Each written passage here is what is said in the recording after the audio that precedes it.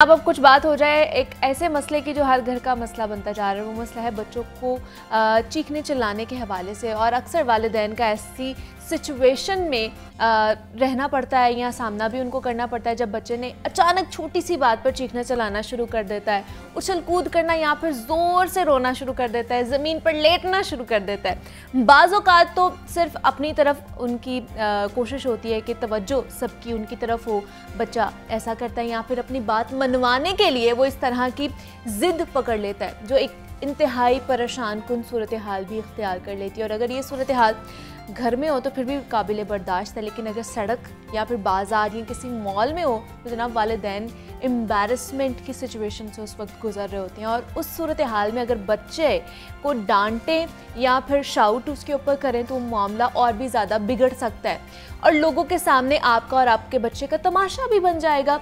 फिर उस तजर्बे को भूलना बहुत ही मुश्किल हो जाता है। तो तमाम बच्चों में ज़िद, चिड़चिड़ापन और गुस्सा होता है और ये मामूल की बात है और ये एक फितरी अमल भी है जिसमें वो अल्फाज में अपने गुस्से और अपनी मायूसी का इजहार करने के लिए बहुत छोटे होते हैं, इसलिए वो अपने जज्बात के इजहार के लिए ये तरीका अपनाते हैं।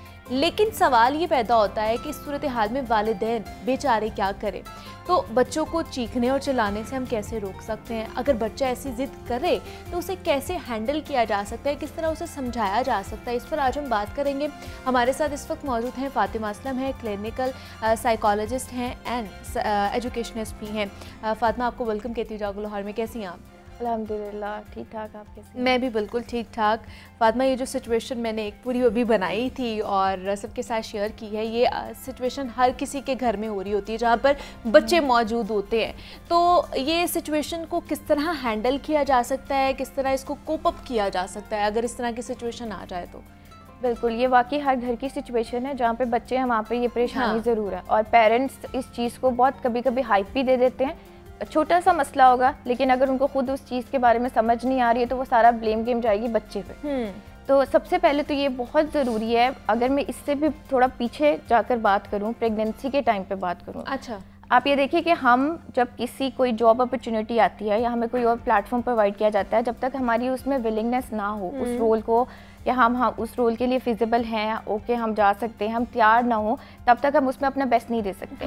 हमारे माशरे में भी क्या हो रहा था कि पेरेंट्स, मेजॉरिटी जो पेरेंट्स हैं ना, दे आर नॉट रेडी अब बच्चा प्लान करने के लिए। बिल्कुल, सोसाइटी के प्रेशर में, दोस्तों के प्रेशर में दिल प्लान। लेकिन फिर क्या होता है कि जब आप रेडी नहीं हो एक रोल को परफॉर्म करने के लिए, क्योंकि इट्स 24/7 ड्यूटी, अगर आप नहीं हो तो फिर ऐसे मसले ज़्यादा आते हैं। अच्छा, अगर हम देखें, बिल्कुल हमारी सोसाइटी में ऐसे घर हैं जहाँ पे बच्चों को चीखना चलाना बहुत ज़्यादा है, पेरेंट्स से नहीं, लेकिन वहीं पर कुछ ऐसे घर भी हैं जहाँ पे बहुत सुकून का माहौल है। वहाँ पे बच्चे देखेंगे, अरे यार तुम्हारा बच्चा तो बिल्कुल शोर नहीं मचाता, हमारा तो इतना मचाता है। बच्चा, आप इस तरह कंसीडर कर ले कि एक वाइट बोर्ड की तरह, आप उस पर जो लिख देंगे ना उसने उस तरह का हो जाना है। नो डाउट टेम्परामेंट भी वहाँ पर होता है, बायोलॉजिकल है। बच्चा टेम्परामेंट लेके भी एक पैदा होता है, लेकिन वो भी पेरेंट्स के जेनेटिक मेकअप ही है ना, उसके थ्रू ही वो आ रहा है। तो सबसे पहले तो ये बहुत ज़रूरी है कि पेरेंट्स रेडी हो ये रिस्पॉन्सिबिलिटी उठाने के लिए। अच्छा, उसके बाद ये चीज़ थोड़ा बिल्कुल। अब उसके बाद अगर पेरेंट्स ने देखा कि बच्चा जो है बहुत ज़्यादा जिद कर रहा है या उसके बिहेवियर इश्यू स्टार्ट हो गए हैं, तो सबसे पहले तो ये देखने की ज़रूरत है कि वो किसी पर्टिकुलर बात पे जिद कर रहा है या उसका पैटर्न बन चुका है हर बात पे ये करने का। कभी कभी क्या होता है कि बच्चा किसी एक चीज़ से शुरू करता है, लेकिन क्योंकि पेरेंट्स की मिस हैंडलिंग की वजह से वो बच्चा ये चीज़ अडैप्ट कर लेता है कि ओके अब मुझे अगर कोई भी चीज़ कभी भी चाहिए होगी तो मुझे सिमिलर पैटर्न जो है सिंपल इसको दोबारा से करना और मुझे वो चीज़ मिल जाएगी। तो फिर क्या होता है कि वो एक स्पेसिफिक चीज़ से स्टार्ट होते होते वो फिर जनरल हो जाता है, वो फिर हर एक सिचुएशन में साथ साथ होना, फिर वो उसकी आदत बनना शुरू हो जाती है। बिल्कुल, वो उसकी आदत हो जाती है क्योंकि उसने सीखा यही है ना। आपने उसको मोबाइल फ़ोन, गैजेट्स क्या है, माँ बाप अपनी सहूलत के लिए कि चलो हमें 2 मिनट सुकून के मिल जाए, बच्चे को गैजेट दे देंगे या मोबाइल फ़ोन दे देंगे, चलो तुम गेम खेल लो, कार्टून्स, राइम्स वो लगा के दे देंगे। क्वालिटी टाइम मिसिंग है बच्चे और पेरेंट्स के बीच में। बच्चे ने अडाप्ट कर लिया कि ठीक है अगर मुझे मोबाइल फ़ोन चाहिए तो मुझे सिर्फ उन्हीं के पास तभी जाना है अपनी ज़रूरत को लेने के लिए। मुझे कोई और चीज़ चाहिए, खाने पीने की चीज़ चाहिए, तो मुझे सिर्फ ज़रूरत के लिए उनको अप्रोच करना है। तो उस टाइम में क्या होता है कि अगर मना कर दिया जाए क्योंकि आपने उसको पहले आदत डाल दी है, तो फिर वो चीखना चिल्लाना और फिर हर तरीके से ब्लैकमेल करना पेरेंट्स को स्टार्ट हो जाता है।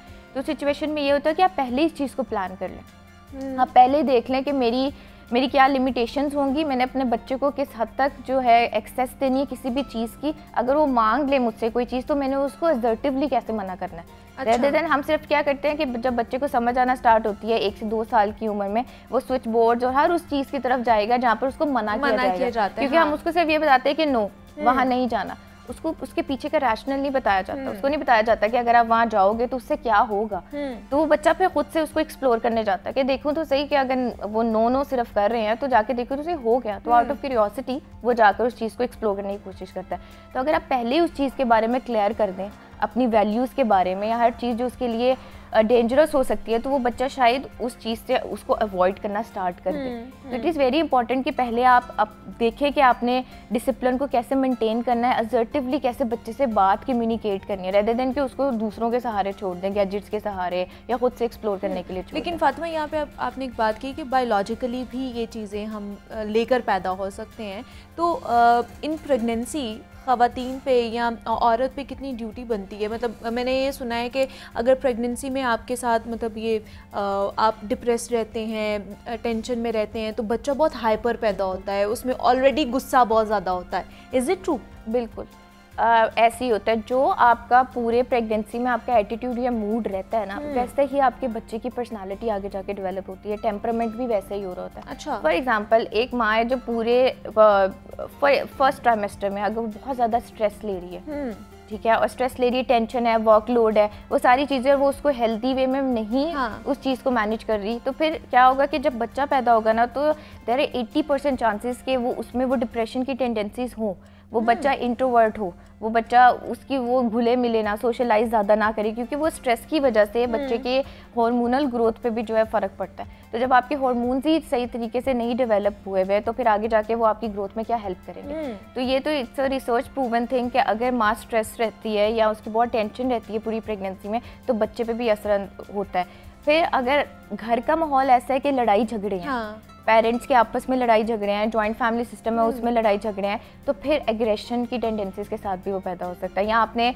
कहते हैं ना प्रेगनेंसी में अच्छी अच्छी चीज़ें देखो, काम रहो, तो अगर आप बहुत ज़्यादा एग्रेसिव या वॉयलेंट चीज़ें देख रहे हैं मूवीज़, तो उसका भी फ़र्क पड़ता है बच्चे के टेम्परामेंट पे। तो ये सारी चीज़ें बायोलॉजिकली साथ साथ चल रही होती हैं। मतलब ख़ास तौर पर प्रेगनेंसी के दौरान बड़ा ख्याल रखना पड़ता है इस चीज़ का, सारी सिचुएशन का। दूसरा, आजकल जैसे गैजेट्स की आपने बात की है, वो तो खुलेआम उसका इस्तेमाल हो रहा है, और छोटे से छोटा बच्चा आजकल गैजेट्स पे, मोबाइल फ़ोन पे वीडियो गेम्स भी खेल रहे होते हैं। कार्टून्स में भी आजकल अग्रेशन दिखाया जा रहा है, वीडियो गेम्स में भी अग्रेशन है, और वो उस चीज़ को पिक करते हैं और वो फिर वैसे ही घर पे उसी तरह बोल भी रहे होते हैं, वही चीज़ें एक्ट भी कर रहे होते हैं। तो इन चीज़ों से फिर किस तरह बचा जा सकता है? अच्छा, बचने से पहले तो एहतियात बड़ी ज़रूरी है। अच्छा, पेरेंट्स आते हैं आके कहते हैं कि हमारे बच्चे ने तो बिल्कुल उस कार्टून की तरह बोलना शुरू कर दिया, या वो हमसे बात ही बिल्कुल राइम्स में कर रहा है। जो राइम्स हमने उसको सिखाई थी बस उसी राइम्स में आके अपनी बात, उसको एक सेंटेंस स्ट्रक्चर नहीं बनाना आ रहा, उसको पता है कि मैंने राइम करके या फिर मैंने उसी टोन में बात करनी है अपने पेरेंट्स के साथ। तो उसमें सबसे पहले तो यही क्वेश्चन हम उनसे करते हैं कि उसको उस कार्टून तक एक्सेस किसने दी, स्क्रीन टाइम कंट्रोल किसने करना था। हम लोगों को याद है जब हमारे बचपन में एक सर्टेन टाइम होता था कि ओके आधे घंटा आप ये कार्टून देख लो, उसके बाद आपकी दूसरी एक्टिविटी, और हमारा होता था टीवी पे देखने। बिल्कुल, फोन वगैरह तब नहीं होते, एक्सेस तो हमारे लिए थी नहीं, तो आप टीवी पे देख लो आधा घंटा ये वाला शो, और वो भी पहले पेरेंट्स देखते थे कौन से वाला कार्टून दिखाना है अपने बच्चों को। अब क्या होता है कि ठीक है, अगर उसका बच्चा भी वो कार्टून देख रहा है तो मेरे बच्चों को भी देखना चाहिए, पीछे ना रह जाए। तो फिर क्या होता है कि बच्चा उसी तरह से, इसको हम प्रोफेशनल लैंग्वेज में वर्चुअल ऑटिज्म भी कहते हैं। अच्छा, वर्चुअल ऑटिज्म में यही होता है कि फिर बच्चे की जो सोशल रेसिप्रोसिटी है ना, फॉर एग्जांपल जो सोशली रिस्पॉन्स करना उसने, फिर वो बिल्कुल वैसे ही करता है जो उसने वर्चुअल वर्ल्ड से सीखा है, तो वो राइम के थ्रू या उसी तरीके से बोलना स्टार्ट कर देता है। तो फिर आप अपने बच्चे को वहाँ तक लेकर ही ना जाएं, आप पहले उसका एक टाइम फिक्स कर दें। नो डाउट आप उसको थेरेपी के थ्रू दोबारा लेकर तो आ सकते हैं, लेकिन आपने उसकी उस ग्रोइंग ईयर्स में ही आपने उसको बता दिया कि ठीक है तुमने सीखना है, तो इधर से इसी को हम नहीं सिखा रहे। हाँ। तो फिर वो आगे जाके उसके लिए मसला होता है। फिर इसके लिए फिर जब स्कूल्स में एडमिशन होते हैं तो वो साथ रिकमेंड करते हैं कि कोई शैडो टीचर हो जो इसको देख ले। शैडो टीचर का कॉन्सेप्ट बहुत हो चुका है कि बच्चों को कहते हैं कि अगर कोई स्पीच में प्रॉब्लम है या बच्चा इंटेलेक्चुअली थोड़ा सा वीक है तो वो कहते हैं कि ठीक है हम बच्चों को एडमिशन दे देंगे, लेकिन आप साथ में कोई शैडो टीचर हमें अरेंज कर दें। अच्छा। तो फिर पेरेंट्स के लिए वहाँ पर भी ये चैलेंज आता है कि अब हमें कॉम्पिटेंट शैडो टीचर चाहिए जो उसको बता सके। मेन स्ट्रीम स्कूल में अगर आप पढ़ रहे हो, क्योंकि स्पेशल एजुकेशन तो हमारे लिए बहुत एक टैबू है ना, हम अपने बच्चे को कैसे स्पेशल एजुकेशन सेंटर में भेज सकते हैं, पढ़ाना भी मेन स्ट्रीम में। तो मेन स्ट्रीम में अगर करना है तो फिर शैडो टीचर रिक्वायरमेंट है, और वो फिर ये है कि न्यू ट्रेंड है तो फिर कॉम्पिटेंसी और ये सब चीज़ें देखने में बड़ा पेरेंट्स के लिए चैलेंजिंग हो जाता है कभी। लेकिन आजकल के बच्चे हैं इतना ज़्यादा फोकस्ड के साथ वो देख रहे होते हैं चीज़ें, खासतौर पे अपने गैजेट्स में, कि वो इतना गुम होते हैं कि उनको आवाज़ें देते हैं आप मर जाओगे, लेकिन वो सुनेंगे नहीं है। तो ये भी कोई टर्मिनोलॉजी है, या मतलब ये साइकोलॉजिकली किस तरह उनको उसमें कर रही होती है वो? अगर बच्चा बहुत ज़्यादा टाइम स्क्रीन पे स्पेंड कर रहा है ना, तो उसने एक एफिलिएशन, एक एसोसिएशन बिल्ड कर ली है, जो कि पेरेंट्स के साथ होनी चाहिए। इर्द-गिर्द क्या हो रहा है बिल्कुल उसको नहीं पता। अब ऐसे होता है ना, जब आप बहुत फोकस्ड होते हैं किसी चीज़ पे, जब आपको होता है कि नहीं मेरी सारी अटेंशन उसी, आपको इर्द-गिर्द कुछ समझ नहीं आ रही होती कि कोई बुला रहा है नहीं बुला रहा, या आपको पता होता है कि अगर वो बुला रहा है तो उसका मकसद यही है कि अभी इसको बंद कर दो। खाना पीना भूल जाते हैं क्योंकि उन्होंने वो सारी अटेंशन उधर दी हुई है। बच्चा इस तरह से टेक्नोलॉजी के एडिक्शन की तरफ जा रहा होता है, और पेरेंट्स को इस चीज़ की बिल्कुल अंडरस्टैंडिंग नहीं हो रही। वो कह रहे हैं ठीक है स्कूल से तो बैठा हुआ है ना, बच्चा कितना ओबीडियंट है, आराम से बैठा, तुम तो एमी कह रही थी कि तंग करता है। ये नहीं देख रहे कि उस बच्चे की उस टाइम पे वो कितना नेगेटिवली रीइंफोर्स हो रहा है इन बातों से, कि ठीक है मेरी माँ भी खुश है, मैं भी खुश हूँ, तो बस ठीक है, ऐसे नहीं होता। अल्टीमेटली क्या होता है कि जब बच्चा बड़ा होता है ना, स्पेशली टीन एज में जाके, जो उसने जिस तरह के कार्टून, जिस तरह की वीडियो गेम्स देखी होती है ना, वो उसी तरह की टेंडेंसीज डेवलप करना स्टार्ट कर देता है। फॉर एग्जांपल बच्चा अगर बहुत ही वायलेंट गेम्स खेल रहा है, तो फिर आगे जाके उसमें एग्रेशन की होती है, बुली। हाँ। अगर आप देखे जाए तो स्कूल में वो जो 2 क्लासेस बनी होती है, बुली और एक विक्टिम होता है, तो जो बुली आप उसकी अगर हिस्ट्री देखें तो उसके कहीं ना कहीं कोई वायलेंस की उसका या तो एक्सपोजर होता है घर में, या उसके पास एक्सेस होती है ऐसी वीडियो गेम्स में या ऐसे सीजन्स में कि जिसको वो देखिए सब पिक करता है। तो ये चीज़ें फिर बच्चे को आगे जाके एग्रेशन, एंजाइटी, बुली, ये सारी चीज़ों की तरफ ले